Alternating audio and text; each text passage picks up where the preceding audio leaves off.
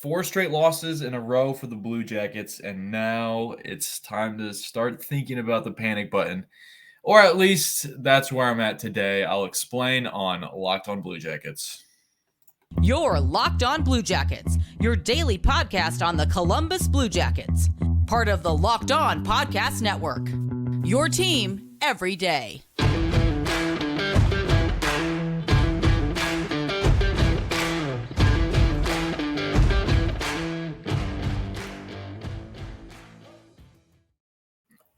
Welcome to Locked On Blue Jackets, part of the Locked On Podcast Network, your team every day. I'm your host, Hayden. Back with me tomorrow is my co-host, Jay Foster. We're here to talk about the good, the bad, and the ugly of your favorite team and ours, the Columbus Blue Jackets. Before you go, and thank you so much to the everydayers for making this your first listen every day.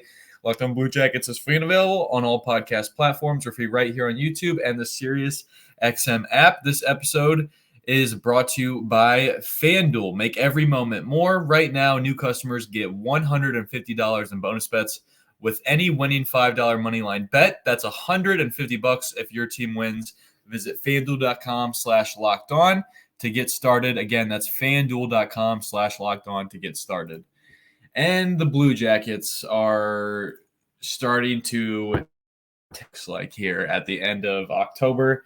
Not a great way to end what was going to be a good start to the season. I feel like several games ago, I got on one of these microphones and said, yeah, I think the Blue Jackets are actually having a good start to the season. They're starting to play the right way.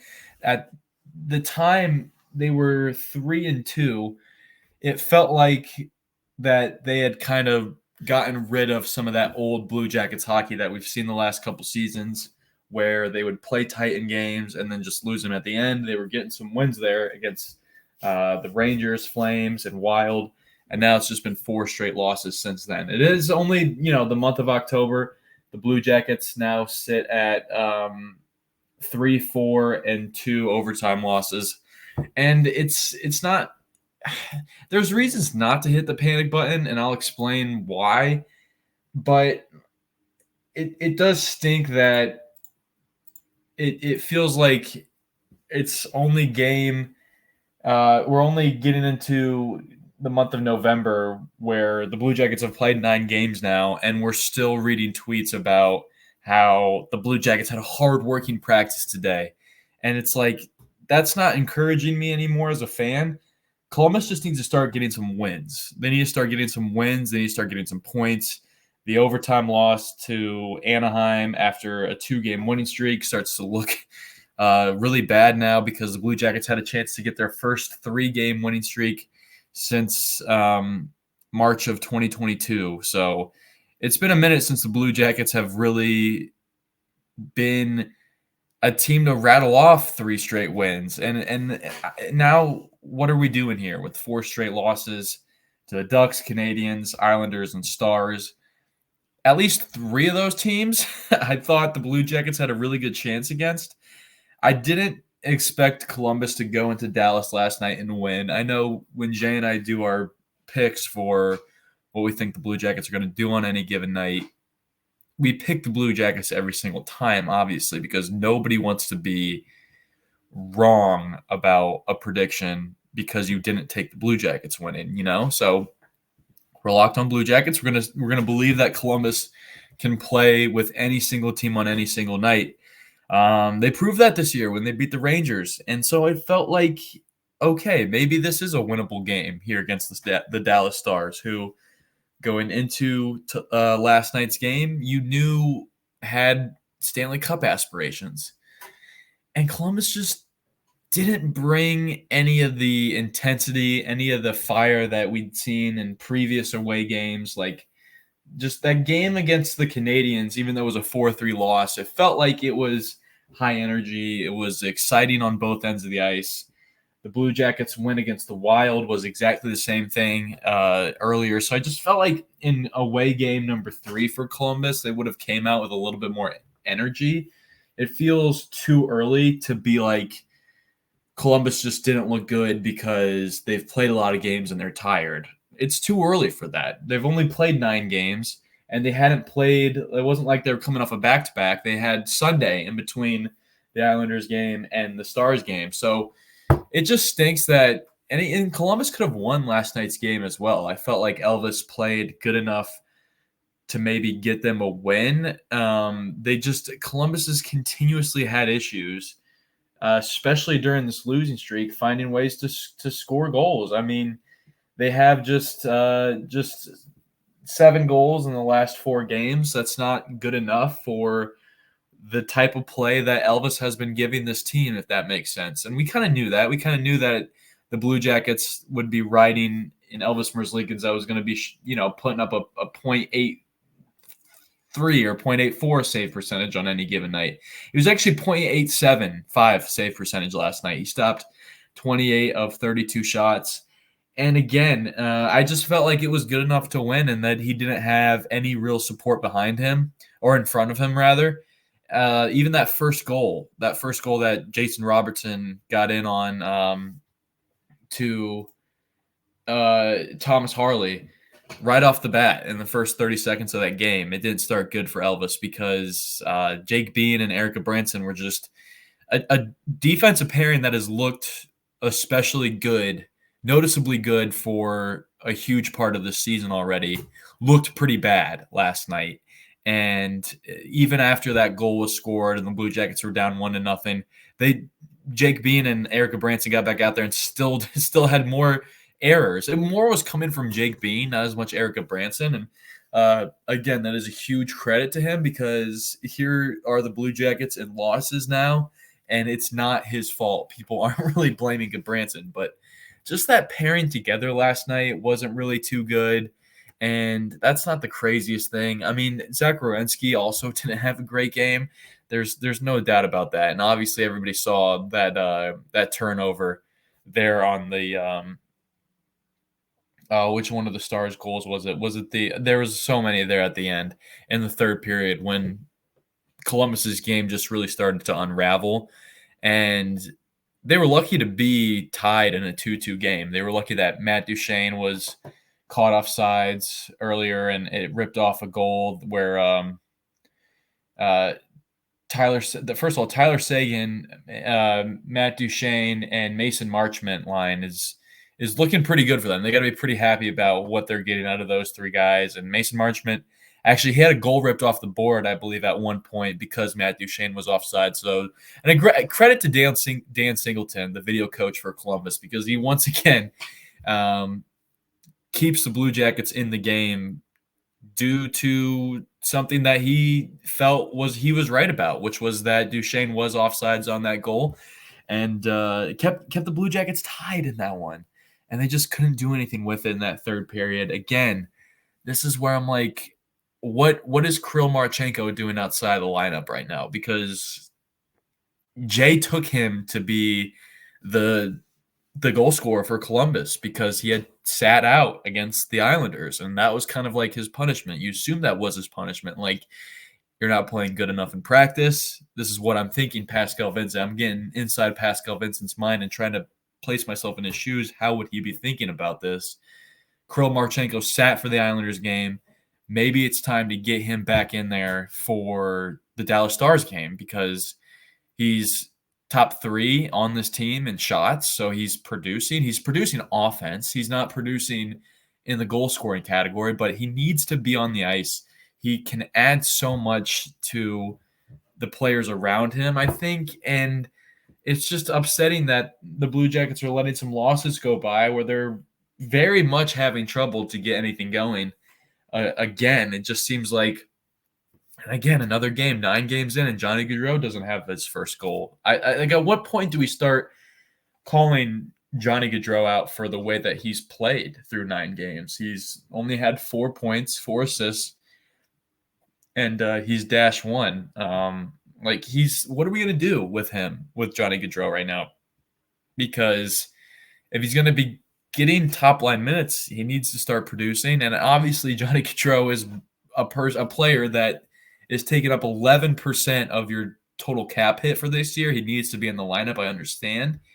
But who needs to be playing with him that is going to start getting him going on offense? The simple answer to that would be Maybe Adam Fantilli. Maybe you put Adam Fantilli on his at center for him because that could look good. I know at times he's played with Fantilli and Bemstrom, which has been all right. But maybe you just put your three flashiest players out there at the top. I'm talking like Fantilli, Gaudreau, and Johnson. Something like that could be interesting. Or Fantilli, Gaudreau, and Marchenko. But we don't know this. We can't answer these questions if Marchenko's in the press box. So I'm just starting to wonder if Pascal Vincent is starting to think differently about Kirill Marchenko than what the fans think of him, because I think the fans think very highly of Kirill Marchenko. At least I do. Like, I think he's a very good player, and I just feel like he could be helping Columbus. And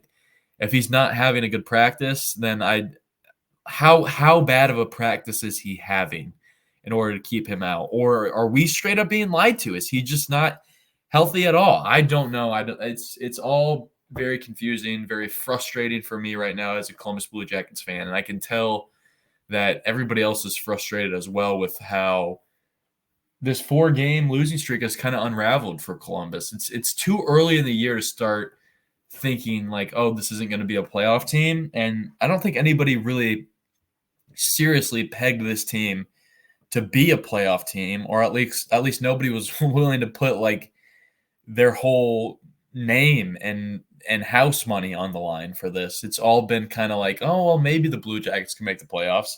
And that was correct. I think fans were correct on that early in the season when they came out and started to actually play some pretty good games and play hockey the right way. But since then, 4-game slide, and it's just been unraveling in a way that has been extremely unsettling. So, all right, we'll talk about more of this Stars game here in just a second. Also going to bring you some good news that we saw today on Twitter or X, whatever you choose to call it.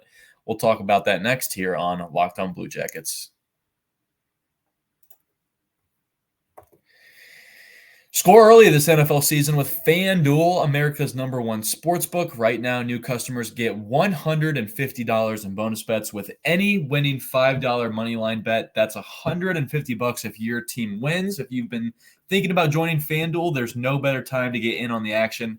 This app is super easy to use. There's a wide range of betting options, including spreads, player props, over-unders, and more. So visit FanDuel.com/lockedon and kick off the NFL season.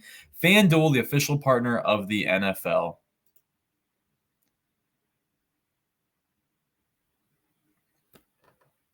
All right, and this next partner I want to tell you guys about is BetterHelp. Do you ever feel like your brain is getting in its own way? Like you know what you should do and what's good for you, but you just can't do it? Therapy helps you figure out what's holding you back so you can work on yourself. I've personally benefited from therapy. It is something that is really important and really significant in my life as somebody who at times has had some mental health issues and just maybe some issues just when I lay my head at night, just really being able to fully wind down and decompress. BetterHelp is absolutely something that can help you. If you're thinking about starting therapy, give BetterHelp a try. It's entirely online, designed to be convenient, flexible, and suited to your schedule. It's just perfect for a guy like me who's so busy all the time. You just fill out a brief questionnaire, and it's super easy to do. You get matched with a licensed therapist, and you can switch therapists at any time with no additional charge. So make your brain your friend with BetterHelp. Visit BetterHelp.com/LockedOnNHL today to get 10% off your first month. That's BetterHelp, HELP.com/LockedOnNHL.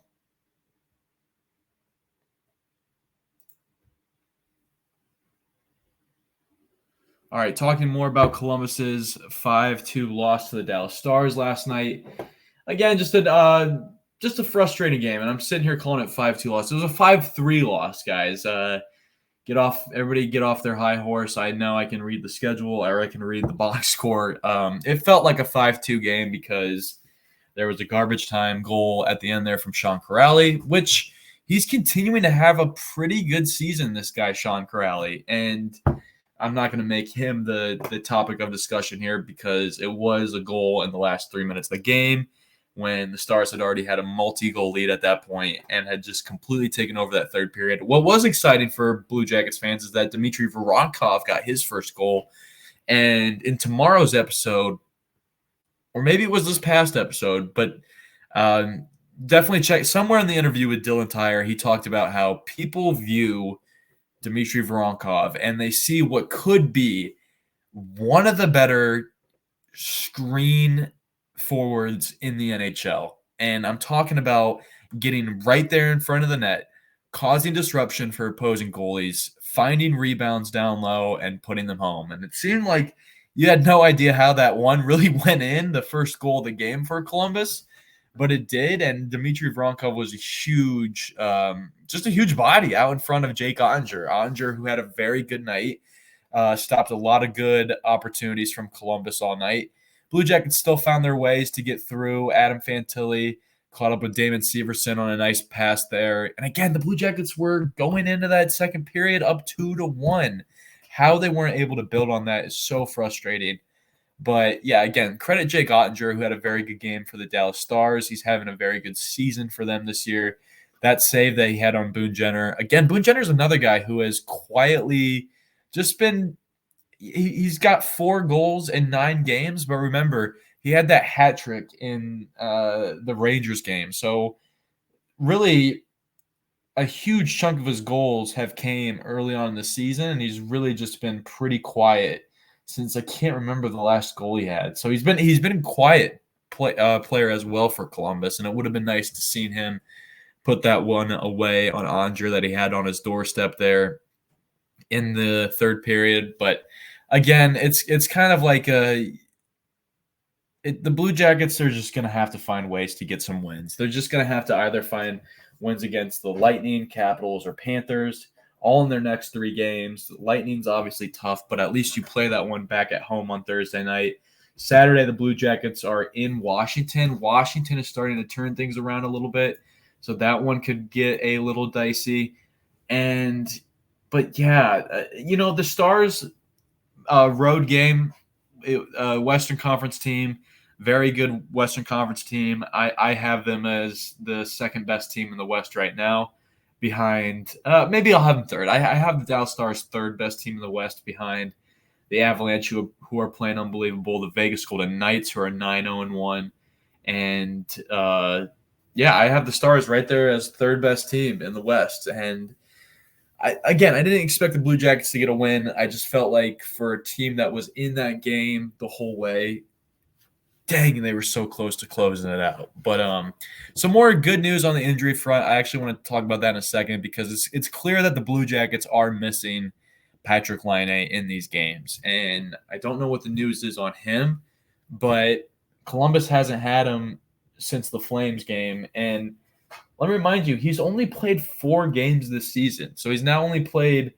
half the season for Columbus. And I'm wrong. He's played 4 of 9 games. So he's played less than half the season for Columbus. And the Blue Jackets desperately need him out there on the ice, whether he's playing center or wing.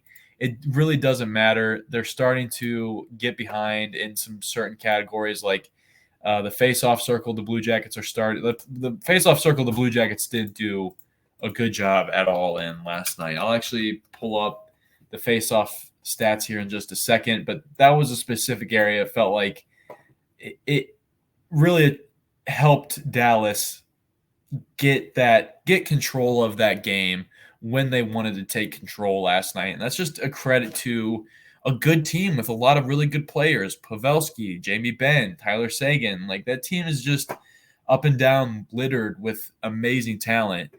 It's just frustrating that you feel like the Blue Jackets, when they play the right way, is able to beat a team like that.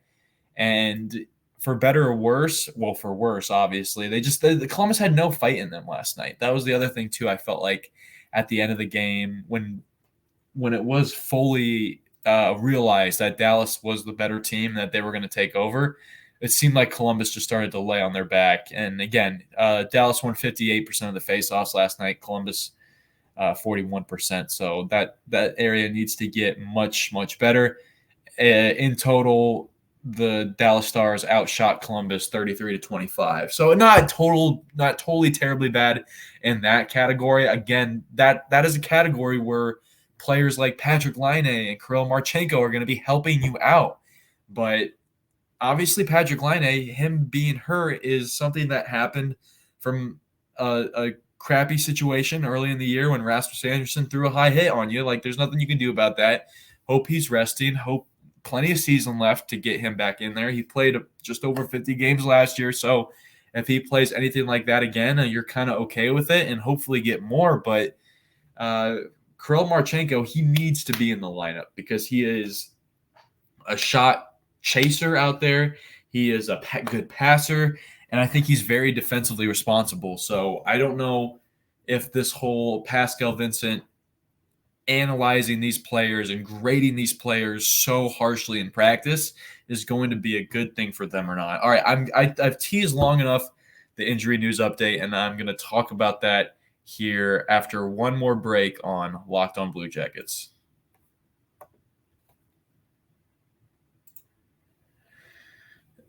The next partner the next partner here at Locked On, is Sleeper.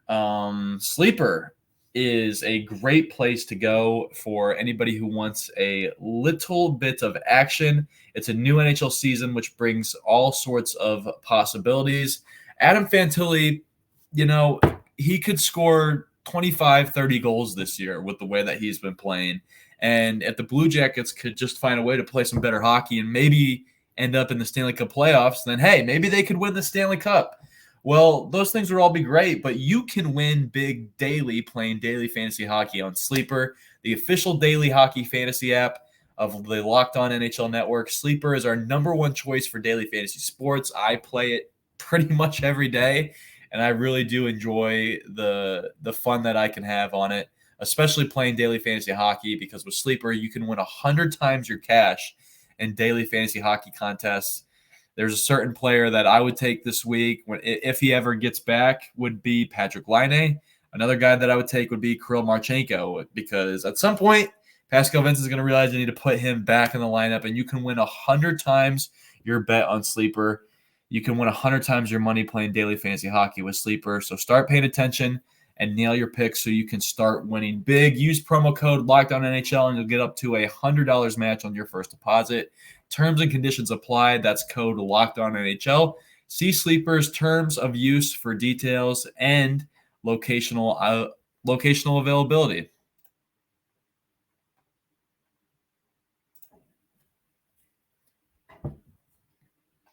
All right, we're back here with Locked On Blue Jackets, and the injury news that I was going to share is a tweet here from Aaron Portzline, writer for The Athletic, following the Columbus Blue Jackets. He says that Daniil Tarasov, with his knee, has space in the Blue Jackets dressing room, suggesting he's back to on-ice activities.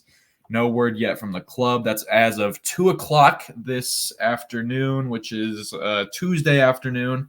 So that's good to see that it looks like his gear is being set up in the locker room. And actually, there's more here. Aaron Portzline says that Coach Pascal Vincent was hoping to surprise players with a day off on Tuesday. After a late-night flight from Dallas, a 5-3 loss to Dallas made this a work day.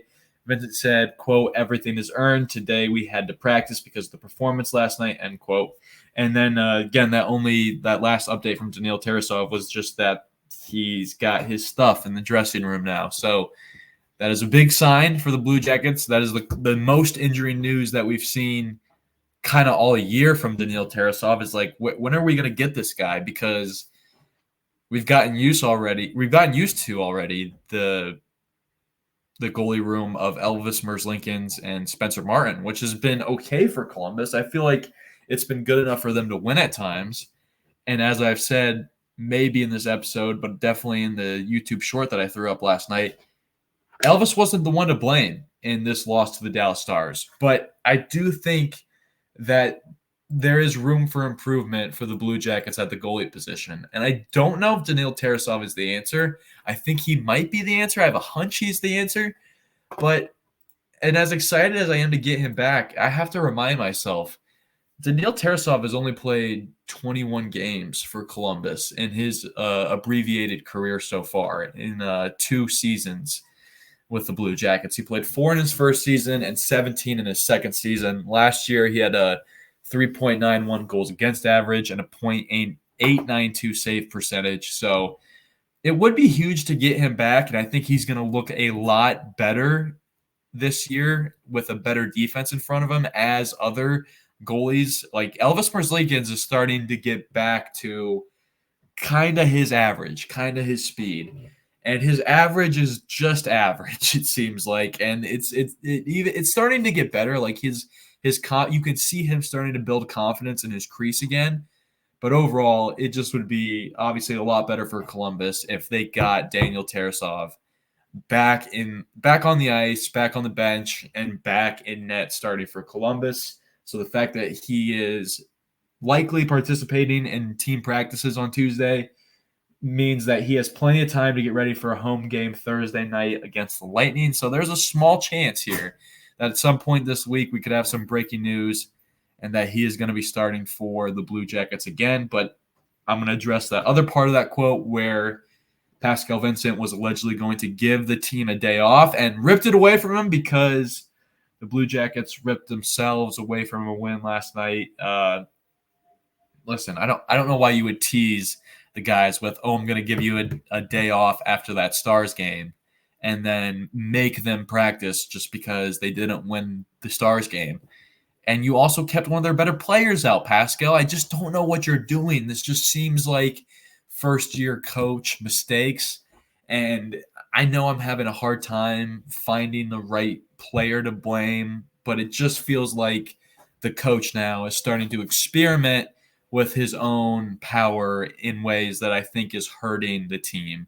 Obviously, I think it's good that they practiced today. I'm glad that they're not taking that 5-3 loss lightly. I'm glad that he's erring on that side of things, but I think the theme is for me this episode is the Blue Jackets need to have Kirill Marchenko out there because he makes the team so much better. And I know they can't do anything about it, but they're definitely missing Patrick Laine. If they do happen to get Daniil Tarasov back this week, I think Columbus could turn things around significantly. But we'll see. We'll see as we move along here the rest of the week. Big episode tomorrow with Dylan Tyre, the second half of that conversation. It's a lot of prospect talk, which is really good and exciting because the Monsters are still doing some awesome things. And they got a game Wednesday night against the Griffins at home. I'm partially considering driving up for that one. It just depends on what I end up having to do. 2 hours from Columbus to Cleveland doesn't sound the most fun after a long day at work, but plenty of time to figure that one out. And the Blue Jackets have plenty of time to figure out what they're going to do against the Tampa Bay Lightning here. They have another 2 days off. They're in Columbus.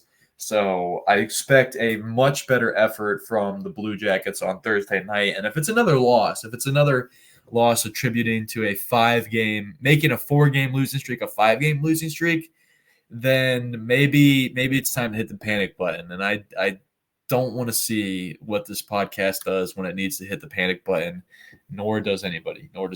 Locked On Blue Jackets is free and available on all podcast platforms. We're free right here on YouTube and the SiriusXM app. Thank you so much again to our everydayers. If you are an everydayer, make sure you tune into the second half of that conversation with Dylan Tyre tomorrow as we talk prospects and more about how the Blue Jackets season is going. My name is Hayden Househorn. You can find me on Twitter at HaydenH971. You can find Jay on Twitter at _JAKOBFORSTER. You can find the show at LO_Blue Jackets. You can also email us directly, lockedonbluejackets@gmail.com. Thank you once again for listening. And until tomorrow, make sure you stay locked on.